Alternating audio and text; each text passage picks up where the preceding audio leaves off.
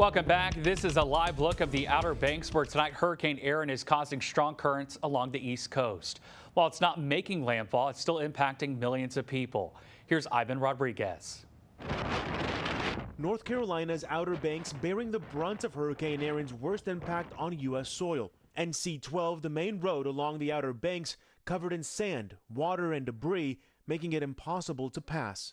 People need to stay off the roads and give our NCDOT pros the time to take care of the road, and hopefully we'll get it open as quickly as possible, but we're not out of it yet. Got another high tide coming this evening. Dozens of rip current rescues have been conducted this week in North Carolina alone. No one should be in the ocean. But those pleas from officials aren't stopping everyone. The flooding is crazy. I'm about to try to skimboard and use my shirt as a kite and see if it works. As Erin moves farther north, the hurricane will ramp up coastal flooding risks for other parts of the mid-Atlantic as well as the Northeast by driving water levels higher than they should be, especially at high tide. Even though it's going to be hundreds of miles away, we're going to see a lot of water pushed our way. EarthCam shows heavy rain in Seaside Heights, New Jersey, where moderate coastal flooding is possible through Friday, while southern parts of the state and southern Delaware could experience major coastal flooding, according to the National Weather Service. Until Erin eventually makes its way out to the middle of the Atlantic, the rip current risk will remain high going into tomorrow